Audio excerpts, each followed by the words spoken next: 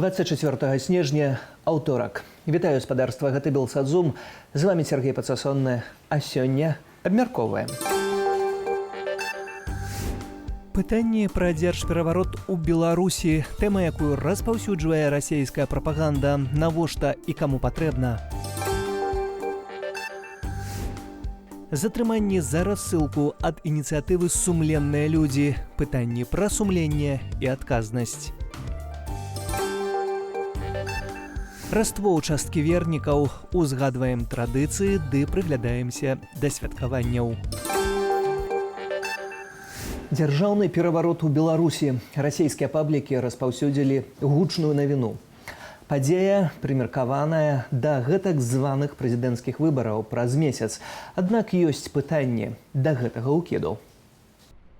У нядзелю ўрад ЗША заклікаў сваіх грамадзянаў неадкладна пакінуць Беларусь. Гучная заява справакавала шэраг чутак ды інфармацыйных укідаў. Гэтак расійскія паблікі пачалі распаўсюджваць навіну пра магчымае рыхтаванне дзяржаўнага перавароту ў нашай краіне. Паводле прафесара найвышэйшай школы эканомікі і былога старшыні Савету міністраў гэтак званай ЛНР Марата Башырава, у Беларусі байдэнаўцы рыхтуюцца паліць усё і ўсюды.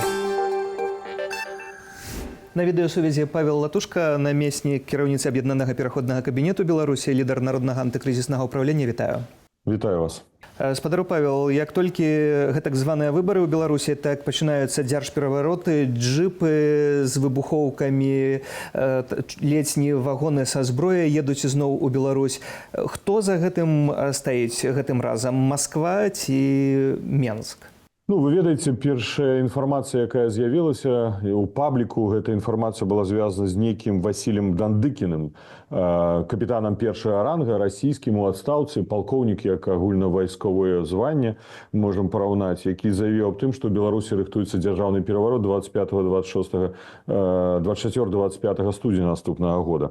Ён спасылаўся на тое, што Дзярждэпартамент Злучаных Штатаў Амерыкі апублікаваў папярэджанне для грамадзянаў ЗША і прапанаваў грамадзянам неадкладна пакінуць тэрыторыю Беларусі. Калі мы паглядзім на заяву Дзярждэпартамента, яна лагічная і абгрунтаваная, бо мы ведаем з вами, што за апошні час дзесяткі замежных грамадзянаў патрапілі ў турму ў Беларусі і атрымалі прысуды. Гэта грамадзяне Літвы, Латвіі, Украіны, Германіі. Давайте узгадаем Крыгера, які быў увогуле прысуджаны, яму было пакаранне смерцю.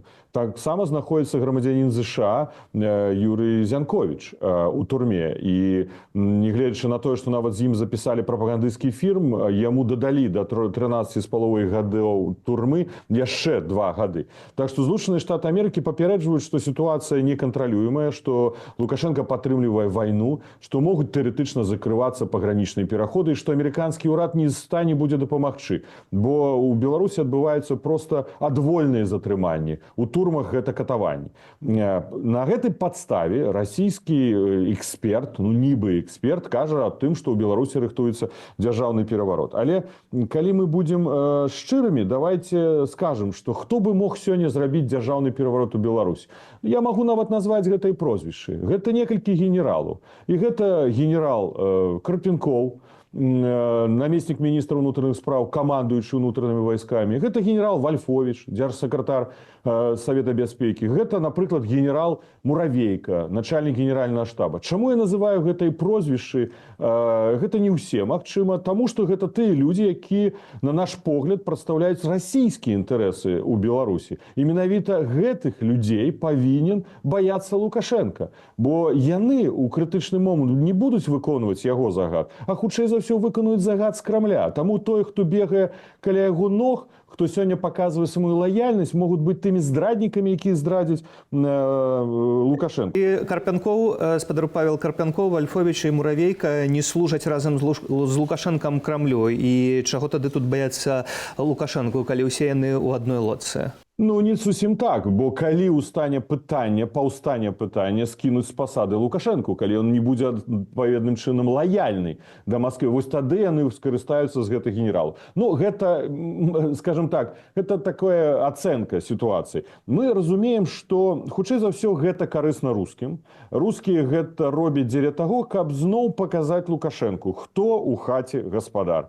Што, нягледзячы на тое, што ты лаялен нам, нягледзячы на тое, што ты займаешься вытворчасцю зброі, што ты падтрымліваеш вайну, выконваеш інтарэсы Расійскай Федэрацыі, але мы, тыя, хто канчаткова будзе вырашаць, Пуцін у Крамлі, ён даў яму гэта да зразумення ў 2020 годзе, ён даў яму і дае зразумення ў 2025. То бок, што ў дадзеным выпадку хоча ад Лукашэнкі Крэмль, апроч гэтай лаяльнасці, якая ўжо ёсць, каб Лукашенко далучыўся да адкрытай вайны? Я не думаю, што сёння стаіць так пытанне далучэння да адкрытай вайны, але гэтае пытанне можа ўзнікнуць в перспектыве, бо ўсё ж такі, гледзячы на стратэгію Расіі, Крамля, яны хацелі бы ўзяць пад кантроль усе тыя вобласці Украіны, якія яны незаконным шляхам упісалі ў Канстытуцыю Расійскай Федэрацыі.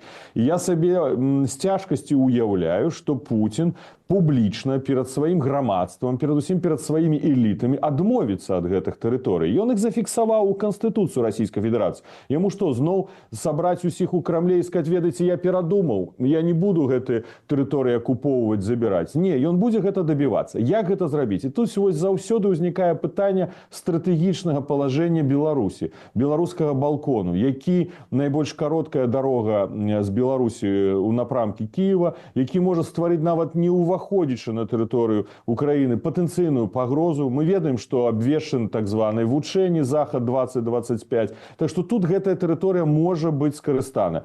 Яшчэ раз, тут можа нават не стратэгічная закладваецца нейкая мэта. Тут можа закладваецца проста мэта паказаць Лукашэнку, што окей, мы далі табе ордэн Андрэя Першазваннага, павесілі гэты ашыйнік у Крамлі, памятаем, як Пуцін гэта зрабіў, але ўсё ж такі ведай, хто гаспадар. Ты думаеш, што ты на 100% пэўны ў тым, што ты перапрызначышся на пасаду прэзідэнта Беларусі? Так не, мы будзем вырашаць гэтую справу. Яны яму даюць гэтакія сігналы і намёкі.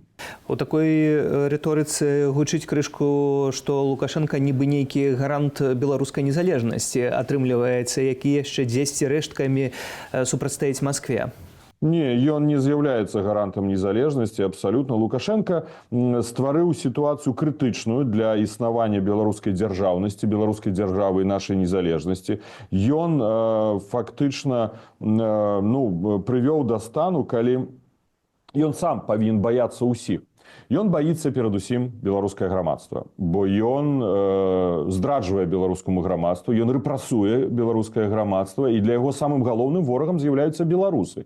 Бо беларусы ў 2020 годзе сказалі яму не, і ў большасці не змянілі свой пункт гледжання. Пра гэта кажуць усе сацыялогі. Я не проста тут кажу, таму што мне так хочацца казаць. Ты сацыялагічнае пытанне, якія трапляюць нам, дэмакратычным сілам, гэта дэманструюць. Другое, ён, конечно, папсаваў адносіны і мае дрэнныя адносіны з Расіяй, таму што ён баіцца Расію. Якія можна казаць добрыя адносіны з Расіяй, калі ён знаходзіцца на ланцужку ў Крамлі? Гэта ж не партнёрскія адносіны. Гэта ёсць гаспадары, ёсць халуй. Вось Лукашенко выконвае ролю халуя ў гэтай сітуацыі. Ён нават змог сапсаваць адносіны з Кітаем. Так, ён паедзе зараз зноў у Кітай, як кажуць, але ён жа іх сапсаваў, бо пачаў гэту міграцыйную вайну, і гэта стварыла пагрозу эканамічным інтарэсам Кітая. Ён сапсаваў адносіны з Захадам, яму ніхто не верыць. Ён настолькі ўжо стаў хлусам, ён настолькі хлусіць кожнага дня, што ён страціў давер усюды. Ён страціў давер сам да сябе. І таму ён баіцца. Ён не з'яўляецца гарантам самого сябе. Ён не з'яўляецца тым больш гарантам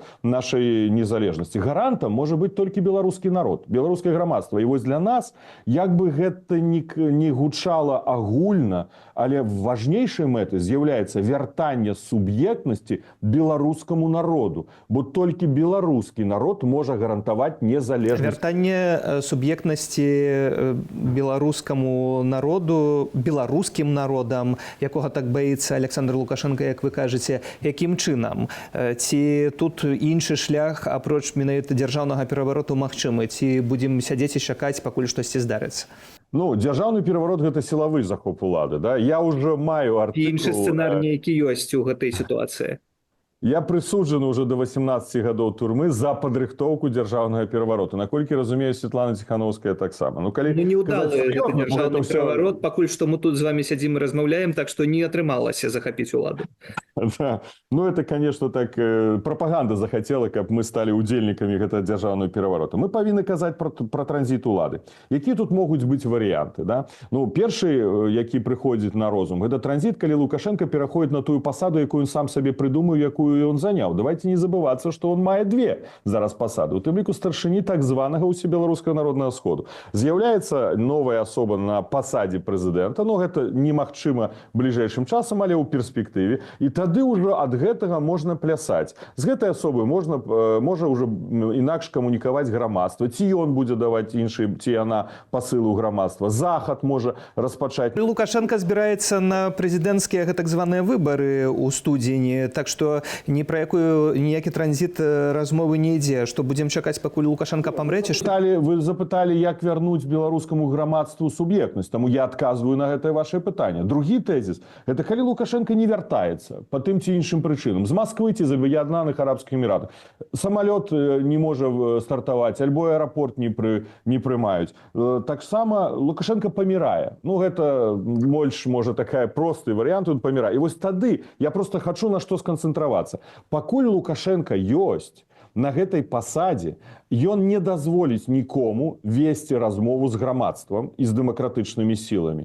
І тыя, хто вакол яго, ніколі не адважацца пачаць гэтай размовы. Так што у нас персаніфіцыраваная, персаналісцкая сістэма улады ў краіне. Пакуль ёсць Лукашенко, вось гэта перашкода. Таму наш пасыл, у тым ліку, у тым элітам вакол яго, уладным, рэжымным элітам, што без яго мы можам дамовіцца. І беларусы з беларусамі могуць дамовіцца. Калі мы кажам пра стратэгію, трэба інвеставаць у суб'ектнасць беларускага грамадства. Гэта значыць і пытанне адукацыі, гэта нацыянальнай свядомасці, гэта матываваць праз выдачу ордэра на арышт Лукашэнкі, гэта паказваць, што перспектыў, на жаль, няма, пакуль Лукашенко пры ўладзе.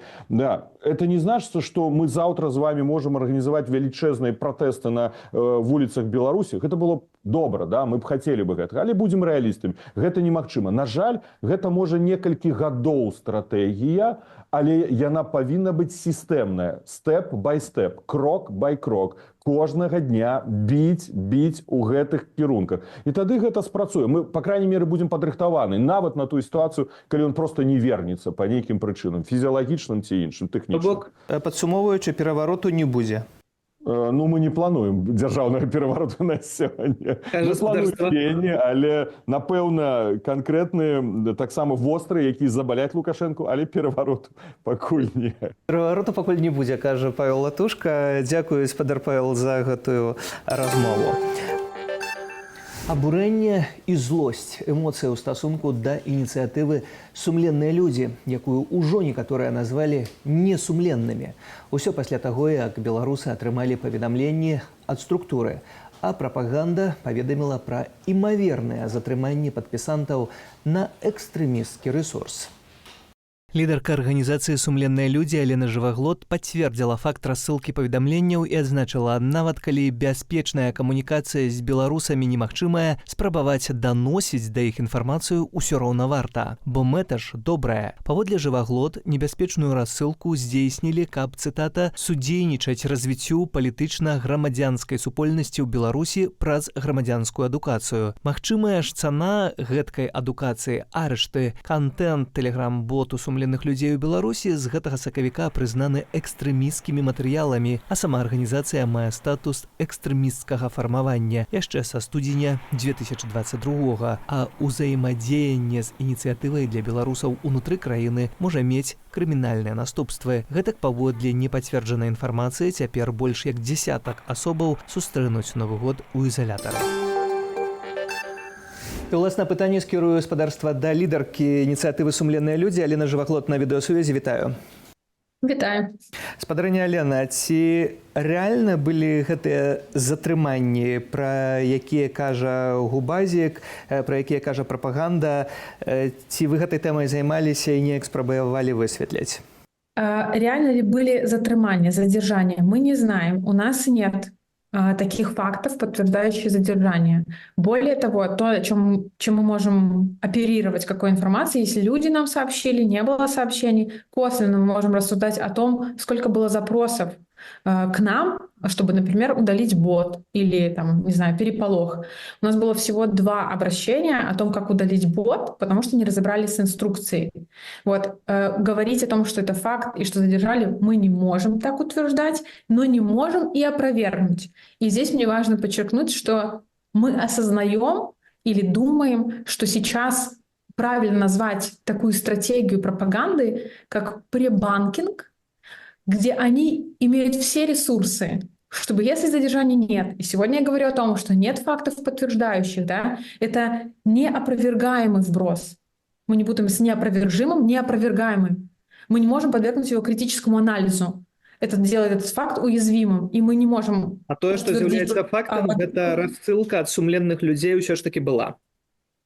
Рассылка была. 16 декабря произошла рассылка, наверное, сейчас поясним это. Факт задержания мы не знаем. И важно, что да, мы осознаем, что через время режим может записать покаянное видео и сказать, а вот, это люди. Они сообщили о десятках в боте «Честный выбор», который был создан в 2021 году, он не с 2020 года существует, там было 20 тысяч людей, к 2024 году там осталось 3 тысячи людей. Перед тем мы коммуницируем там только в период электоральных... Гэтыя людзі ведаюць, гэтыя 20 тысяч чалавек ведаюць пра тое, што быць падпісанымі на гэты ресурс небяспечна. Что быть небеспечно, и они знают, как удалить. Последний раз мы вели коммуникацию там, и мы начали вести в период парламентских так называемых выборов в начале 2024 года, и мы внедрили алгоритм по удалению, и внедрили вот эту технологию по обезопасиванию, по переименовке чата, и тогда стали вести коммуникацию, потом была тишина, и вот приходят следующие так называемые выборы, и мы делаем публикацию в этом боте по теме выборов 2025 года, и тут же мы напоминаем про удаление и ставим кнопку «Удалить». Я хочу, наверное, подчеркнуть, что бот — это один из каналов связи. Есть соцсети честных людей, есть телеграм-канал Белсата, есть чат-бот «Честный выбор». Все мы признаны экстремистским формированием, я не снимаю ответственности. Это наша ответственность за безопасность людей в том числе. Что мы можем делать? Мы можем сообщать о том, как обезопасить себя, отписаться от нас, удалить бот. Но бот... Толькі чат Белсату не робіць рассылак пра псеўдавыбары людзям у Беларусі. І таксама чат Белсату не робіць таго, што ўжо рабіў Александр Азараў, калі выкарыстоўваў чат плана перамогі для агітацыі за сваю фракцыю ў каардынацыйную раду. То бок, чаму робяцца такія рассылкі? Ці гэта не непатрэбнае падвярганне людей небяспецы ў Беларусі? Давайте, может быть, углубимся в то, что такое рассылка. Чем рассылка отличается? Телеграм-бот — то же самое, что телеграм-канал, в котором приходит сообщение. Если у пользователя отключены нотификации, уведомления, то он не получит уведомления ни из телеграм-канала Белсат, ни из чат-бота «Честный выбор», ни из телеграм-канала «Честных людей». Это настройки телефона. То есть по факту эта публикация в чат-боте, она выглядит точно так же, как публикация в телеграм-канале, в любом другом. Поэтому тот факт, что людям пришла ссылка, по факту это опасность такая же, как если к ним пришло сообщение в телеграм-канале «Честных людей» либо Белсата. Да, то есть это выглядит точно так же. Удаляется по-разному, если люди зарегистрировались, ранее зарегистрировались. Мы понимаем, что в 2021 году регистрировались, не осознавали риски, в 2024 году почему-то решили не удаляться, хотя была возможность, да, мы сообщаем эту возможность, но они не удалились. И тут мы публикуем о выборах и сообщаем, можете удалить бот. Способ удаления отличается, но как это выглядит в телефоне, точно так же. Да? Якая ўвогуле мэта такіх рассылак і іх эфектыўнасць? Навошта гэта рабіць, калі ўсё ж такі імаверная рызыка можа быць? Ну, это такая же цель, как и деятельности честных людей в целом. В 2020 году мы были созданы, мы продолжаем работать на своей территории, мы продолжаем доставлять правдивую информацию. Сегодня можно задать вопрос, а какая цель нашего интервью? Это ответ очень схож. Мы понимаем, что режим репрессивен. Мы понимаем риски, мы их осознаем, и мы принимаем решение продолжать деятельность. Калі выбараў, то вы шлеце людям рассылку про тое, что трэба ісці на гэтыя выборы и ставить галочку супраць усіх? Я сразу цепляюсь за слово «всем вядома». Мне кажется, это некорректная риторика. Я не думаю, что всем известно. Мы видим социологию, сколько людей смотрит госпропаганду. Мы видим, сколько людей и будут заставлять идти на выборы. И мы знаем, что есть больше 400 тысяч молодых людей, кому не было 18 в 2020 году, и кто будет на этих участках. И да, мне кажется важным, и организации «Честные люди» кажется важным ведение просветительской работы. Чтобы без гэтага чат-бота люди не зразумеюць, што выбараў у Беларусі няма.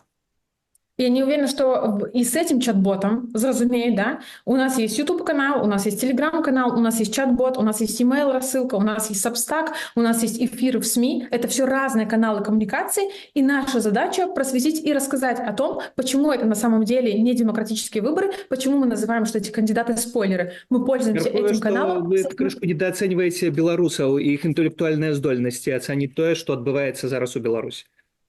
Я не берусь рассуждать интеллектуальные здольности, и более того, я не считаю, что подверженность пропаганде — это критерий интеллектуальных здольностей. Я не ставлю знак равно.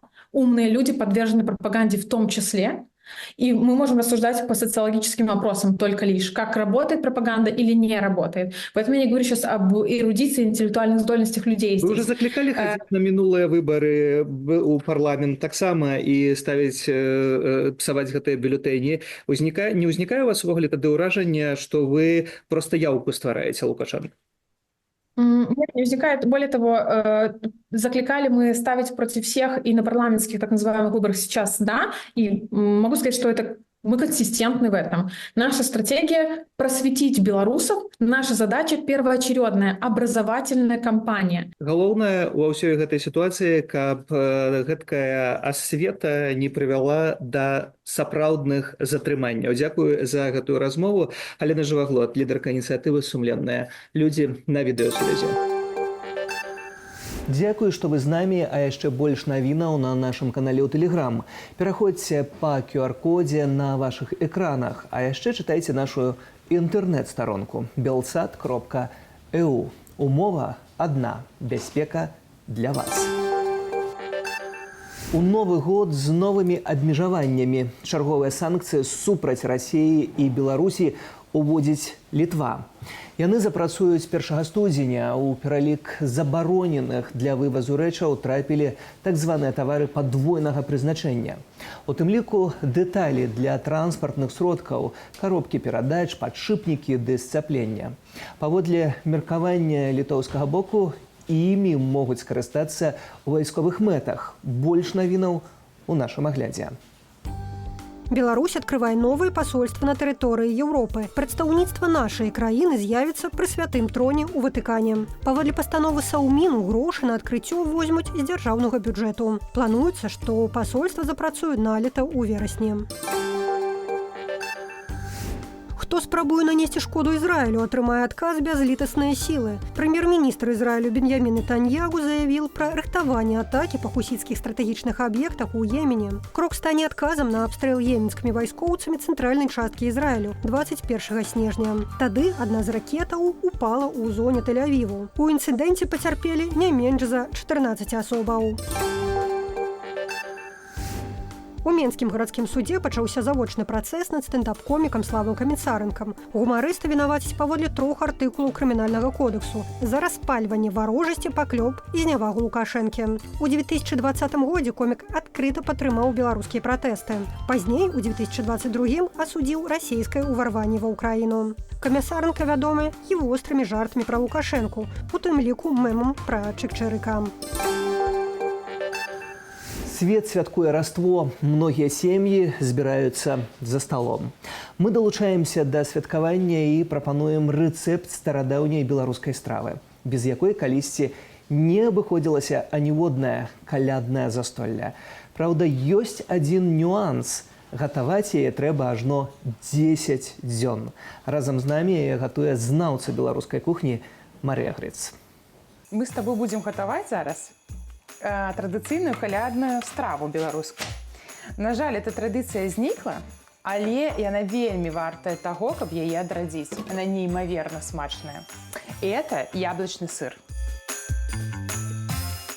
Самая традыцыйная калядная страва бадай што куця, то бок яе ставілі на стол у любой хаце. А далей ўжо якая фантазія ў гаспадыні ёсць і на што яна прыдатная. На калядны стол ім цікава нешта такое традыцыйнае паставіць. Не салат аліўеху эту рэзаць, а штосьці ўжо такое больш з каранямі беларускімі. Цяпер наша задача здрабніць яблыкі.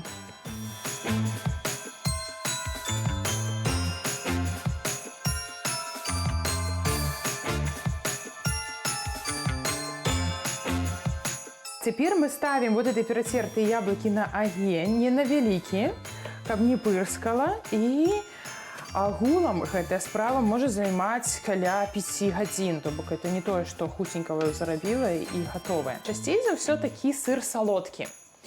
Туды дадаецца грэцкія гарэхі, цынамон, гваздзікі, дадаецца мёд альбо цукар, але яшчэ гэты сыр рабілі як закуску, таму гэтым разам мы будзем рабіць солью і папрыкай і чесныком. Першую гадзіну трэба мала яго мешаць, там можа літаральна раз на хвілін 15-20, каб ён не прыгараў. А под конец, апошнюю гадзіну я прям стою и вот так вот его мешаю. Варить его трэба до такого стану моцнай кашы, густой кашы, а потым яго адкідваюць на марлю, на форму. Ён застывае цягам сутак, яго потым падсушваюць на хаця бы 10 дзён у лядоўні. Тады вось пекцін, ён жылюе гэта ўсё, і сыр становится не вот такой вот массой, а нормальным таким слодычам. І вось таким ён атрымліваецца. Можна на лусты, можна пафантазіраваць з формай неяк. Я ў звычайнай хлебнай форме яго раблю. І вось вам прекрасная страва на калядны стол. Калядныя ўрачыстасці пачаліся і ў Віфлееме. Вернікі упэўненыя, менавіта там калісьці нарадзіўся Ісус Христос. У святыню нараджэння Христова прыбываюць турысты і пілігрымы з усяго свету. На Ясельнай плошчы сустракае людзей 16-метровая калядная ялінка, аздобленая залатымі і чырвонымі шарамі. А святочная атмасфера ў розных краінах свету выглядае так.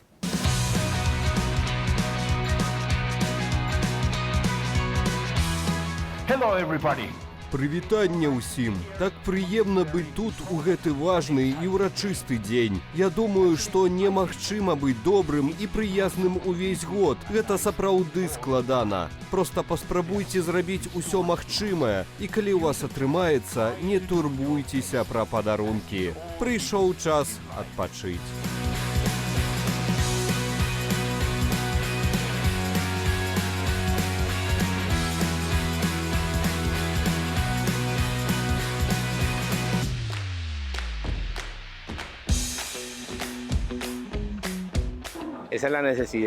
Мы хочам паказаць многім людзям, якія не могуць паехаць у Іерусалім на святую зямлю, 3 вельмі важныя гарады ў гісторыі чалавецтва, звязаныя з нараджэннем немаўляці Ісуса.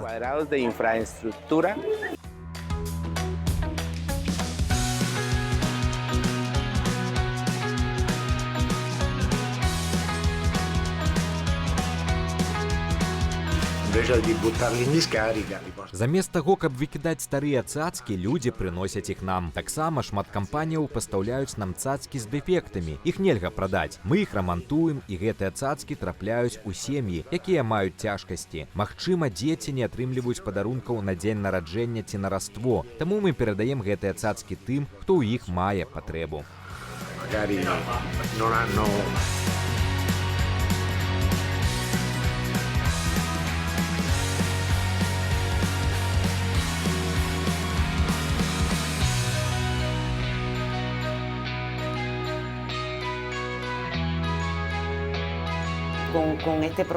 У гэты час дэфіцыту, блакады і цяжкасцяў, з якімі мы сутыкаемся, мы аб'ядноўваемся сем'ямі. Я прыношу пакет рысу, іншы прыносіць пакет фасолі, і з гэтага мы гатуем добрую вячэру, як гэта прынята. А затым 24 і 25 снежня мы дзелімся ўсім, чым можна, што маем.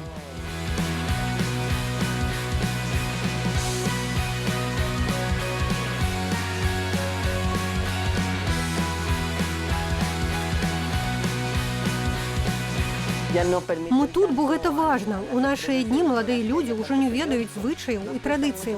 І прыемна іх захоўваць, асабліва таму, што яны знікаюць.